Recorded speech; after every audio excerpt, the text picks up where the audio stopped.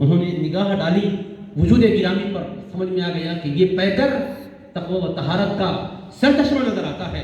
تو انہوں نے اب کہا کہ بابا تم بغیر اجازت کے کھائے تھے، تمہاری معافی ایسے نہیں ہوگی، باغ کی تمہیں خدمت بھی کرنی ہوگی، باغ بانی کرنی ہوگی، نوکری کرنی ہوگی۔ ارے ایک سیب کی کتنی قیمت ہے، ایک دن کی ڈیوٹی کے بعد قیمت ادا ہو جاتی تھی ہوگی، مگر کہا نہیں، ایک مدت مقرر کر دی، اتنی مدت تک تمہیں باغبانی کرنی ہوگی۔ کہا ٹھیک ہے، منظور ہے۔ کہا نہیں، ایک اور بھی کام کرنا ہوگا، میری ایک بیٹی ہے جو آنکھوں سے اندھی ہے، جو ہاتھ سے لنجی ہے، جو پاؤں سے لنگڑی ہے، جو زبان سے شاید کہتی بھی نہیں ہے، آنکھوں سے اندھی ہے، ہاتھ پاؤں سے معذور ہے، اس لڑکی سے تمہیں نکاح کرنا ہوگا، اگر ان کو اپنی زوجیت میں قبول کرو گے تب میں تمہارے قصور کو معاف کروں گا۔ اللہ حیران ہو گئے، یہ چھوٹی سی خطا پر اتنی سخت شرطیں رکھی انہوں نے دونوں، مگر سوچے کہ یہاں کوئی اگر سخت کام بھی ہے تو گوارا کر لیں گے، محشر میں اللہ کی پوچھ سے تو بچائیں گے۔ کہا ٹھیک ہے، اگر میرے قصور کی معافی کے لیے 2 شرطیں ہی پوری کرنی ہے تو میں منظور کر لیتا ہوں۔ ٹھیک ہے، ایک تو باغبانی تھا، وہ کام تو اتنا زیادہ مشکل نہیں تھا، مگر پوری شباب کے زندگی میں ایسی دلہن کو قبول کرنا کہ جو خود بھی معذور ہو تو اب وہ کیا خدمت کرے گی، خود ان کو ان کی خدمت کرنی ہوگی، مگر کہا کہ قصور کی معافی اسی میں ہے تو میں اس شرط کے لیے منظور کرنے تیار ہوں۔ ٹھیک ہے، مدت تک خدمت کرتے رہے باغ کی، اس کے بعد پھر حسب معاہدہ نکاح ہو گیا، اور اس دلہن کے حجرے میں ان کو بھیج دیا گیا۔ جیسے اندر داخل ہوئے، انتہائی حیران ہو کر استغفار پڑھتے ہوئے باہر آ گئے اور کہنے لگے افسوس، غلط معاملہ ہو گیا۔ کہا کیا ہو گیا؟ کہا کہ آپ نے جن صفات کی حامل دلہن کے بارے میں کہا تھا وہ حجرے میں وہ نہیں ہے، غلطی سے کسی اور حجرے میں مجھے بھیج دیا گیا ہے۔ پہلے ایک غلطی تو وہ ہوئی تھی، ایک دوسری غلطی میں مجھے مبتلا کر دیا گیا ہے۔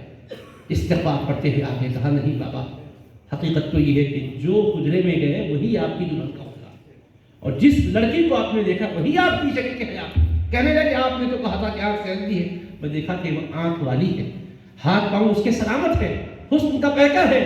کہا ہاں ہاں بے شک یہی لڑکی ہے جس کے بارے میں نے وہ کہا تھا۔ کہا پھر کیا مطلب؟ فرمایا آنکھ سے اندھی ہے جو میں نے کہا، میری بیٹی نے کبھی ان آنکھوں سے خلاف شرع منظر نہیں دیکھا ہے، ان ہاتھوں سے کبھی گناہ کا ارتکاب نہیں کیا ہے، پاؤں سے غلط کاموں کی طرف وہ چل کر نہیں گئی ہے، زبان سے خلاف حق کبھی اس نے جملہ ادا نہیں کیا ہے۔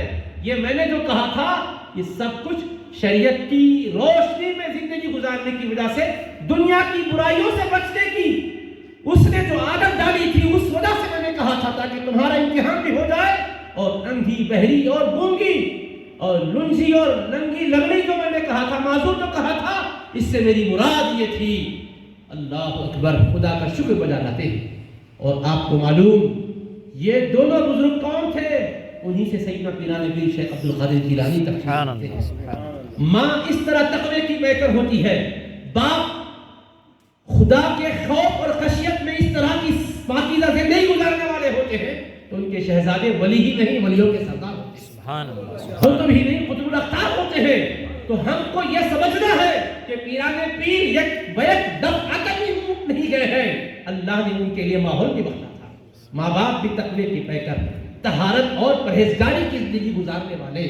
تو اللہ تبارک و تعالیٰ کا قرآن میں وعدہ ہے، الطیبات للطیبین والطیبون للطیبات، پاک بیویاں پاک مردوں کے لیے ہیں، پاک مرد پاک بیویوں کے لیے، اور ایسا ہی الخبیثات للخبیثین والخبیثون للخبیثات، ناپاک اور گندے لوگ گندی عورتوں کے لیے، اور گندی خصلت والی عورتیں گندے مردوں کے لیے۔ تو ہمیں نکاح کے ٹائم پر بھی توجہ رکھنی ہے کہ اگر ہم یہ چاہتے ہیں کہ اپنی اولاد صالح بنے، تو رشتہ نکاح کے ٹائم پر وہ عورت کتنے دولت مند گھرانے کی ہے یہ نہ دیکھو، خدا کو جانتی بھی ہے کہ نہیں یہ دیکھو، تقوی پرہیزگاری ہے یا نہیں یہ دیکھو۔ آج کل رشتہ نکاح کے انتخاب کے ٹائم پر معیار دنیا داری کو بنایا جاتا ہے، حسن و جمال کو بنایا جاتا ہے، کبھی یہ جائزہ لینے کی کوشش نہیں کی جاتی بچی متشرع بھی ہے یا نہیں، حیادار ہے بھی یا نہیں، کیا اللہ سے اس کا تعلق بھی قائم ہوا کہ نہیں، اذان کے ٹائم پر مصلی پر آتی ہے کہ نہیں، فجر میں خود سے اٹھتی ہے کہ نہیں، وقت پر نماز پڑھ کے آرام کر کے پھر فجر کی تمنا میں انتظار میں بستر پر آرام کرتی ہے کہ نہیں؟ زندگی اور رات کی گھڑیاں اور دن کی گھڑیاں تقوی کی اور پرہیزگاری کی شان سے ہوتی ہے کہ نہیں؟ یہ جائزہ لینے کی ضرورت ہے۔ اگر ہم لوگ یہ جائزہ لینے والے بن جائیں گے تو جیسا باپ اپنی اولاد کو دنیاوی تعلیم دلا رہے ہیں، متقی بنانے کا بھی خیال کریں گے۔ نوجوانوں، تم سے بھی میری ادباً گزارش ہے کہ اپنے لیے رفیق حیات کا انتخاب کرنا چاہو، پیران پیر کی بابرکت زندگی سے سبق سیکھو۔ اور بزرگوں، میں بھی آپ سے معروضہ کرنا چاہتا ہوں، اپنی بیٹیوں کو حیادار بنانے کا تہیہ کرو، تقویٰ طہارت شعار بنانے کا تہیہ کرو۔ ضرورت اس بات کی ہے آج ہم بولتے بہت کچھ ہے، کرتے کچھ اور ہے۔ ہماری عملی زندگی پاکیزہ ہوگی، دنیا آخرت میں ہمارا یقیناً بلند رتبہ ہوگا۔ پیران پیر نے یہی ہمیں سمجھایا، سکھایا، بتلایا ہے۔ اللہ سے میری عاجزانہ دعا ہے کہ بار الہ تیرے اس برگزیدہ ولی کے صدقے میں ہمارے جمع ہونے کو قبول فرما۔